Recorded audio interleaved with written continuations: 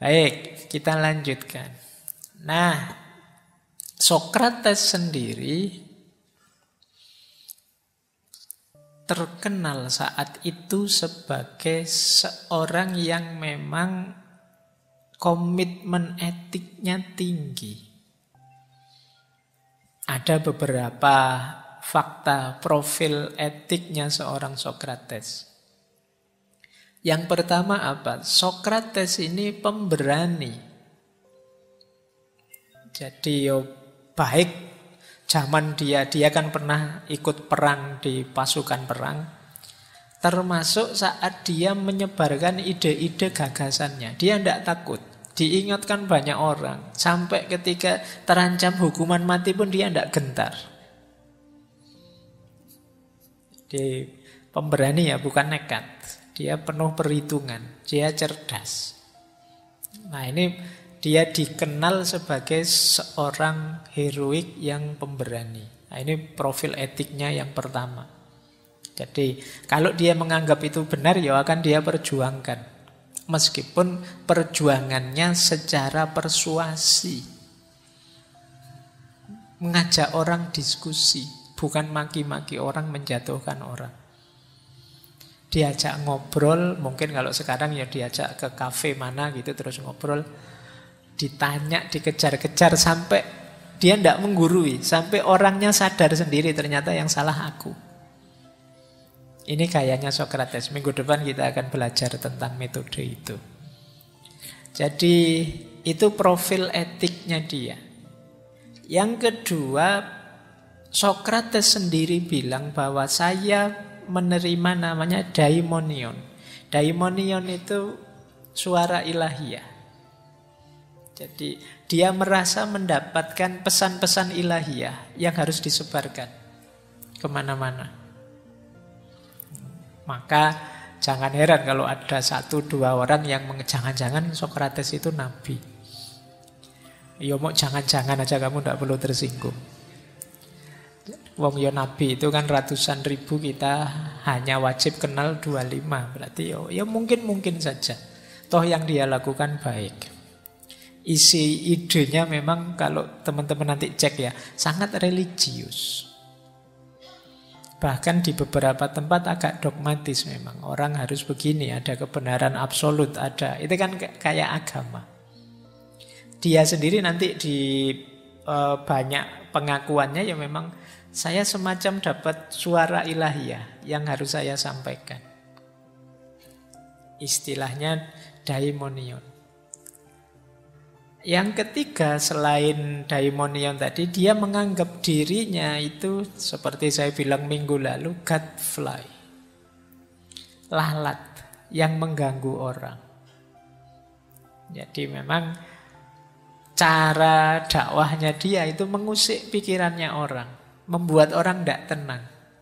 Jangan-jangan aku ini keliru selama ini. Jangan-jangan aku ini salah selama ini. Nah, itu caranya Sokrates mengusik orang begitu. Jadi ya misalnya ada orang bilang apa gitu terus ditanya, yang kamu maksud dengan kalimatmu itu apa sih? Masa begitu? Faktanya kok begini? Alasanmu kok tidak nyambung? Terus begitu, itu kan jengkel kamu ketemu teman begitu. Kenapa sih kok harus ke warung itu? Alasannya apa? Kalau alasannya hanya biasa di situ, apa masuk akal? Wong itu makan itu kan harusnya alasannya enak atau tidak enak atau apanya makanannya, kok malah biasanya. Terus gitu dikejar. Kamu mesti jengkel. Kenapa kok tidurmu harus jam 10? Kok tidak jam 11 saja? Alasannya apa? Kenapa harus 8 jam sehari? Kok tidak 7 jam? Kok tidak 7 jam setengah? Apa harus pas? Itu tiap hari gayanya Sokrates begitu. Itu kan maka istilahnya dia gadfly, kayak lalat. Bikin orang sebel saja. Tapi kalau tidak begitu, orang tidak mau mikir tentang hidupnya. Orang itu kan cenderung alawis, biasanya begitu ya begitulah. Jadi standarnya begitu. Kayak kalian kan ngaji ini biasa ngono ya ngono. Tidak pernah tanya kenapa kok saya harus begini. Kenapa saya harus begitu. Kadang-kadang perilaku kita kontradiksi. Ngaji datang duluan kenapa? Biar dapat tembok Pak, bisa senden.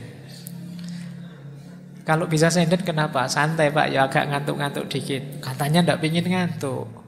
Kalau ndak pingin ngantuk ya jangan sinden. Kalau itu kadang-kadang kita kalau tanya mengejar pilihan kita sendiri kadang ya menggelisahkan memang.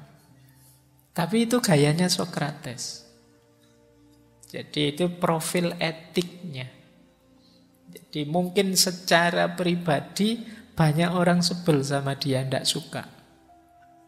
Tapi ya kata dia ya biar saja. Demi agar orang sadar tentang dirinya. Makanya dengan gayanya ini bahkan nanti Sokrates dikenal sebagai orang yang paling bijaksana saat itu. Jadi minggu lalu saya ceritakan kan ada peramal oracle dari kuil Delphi yang ketika ditanya apa ada orang yang lebih bijaksana di Athena ini selain Sokrates, jawabannya dia tidak ada. Dialah orang yang paling pinter, yang paling bijaksana. Baik, jadi berarti apa? Paling tidak Sokrates ini tidak hanya menceramahkan kebaikan, dia sendiri hakikatnya ya orang baik. Jadi profil kepribadiannya ya profil etik sesuai prinsip dia sendiri. Meskipun nanti di beberapa tempat memang karena misinya dia ini dipandang mengganggu. Ini Sokrates ini memutuskan hidup dengan mendakwahkan pandangan-pandangannya ini sebenarnya ya pengorbanan besar. Termasuk keluarganya. Jadi pada akhirnya ya keluarganya tidak terlalu jadi perhatian. Makanya diceritakan istrinya Sokrates itu cerewet, ngamuan luar biasa. Karena mungkin tidak terlalu diperhatikan oleh Sokrates. Meskipun ketika Sokrates mengomentari istrinya, tidak apa-apalah. Punya istri kayak gitu tidak apa-apa. Malah aku jadi filosof. Iya, karena diceramai istrinya tiap hari malah jadi mikir. Malah aku jadi filosof. Bahkan ceritanya pernah satu ketika Sokrates itu lagi asik-asiknya debat, diskusi, disiram air sama istrinya. Mungkin saking jengkelnya ya. Debat lagi, jengkel aku disiram sama air.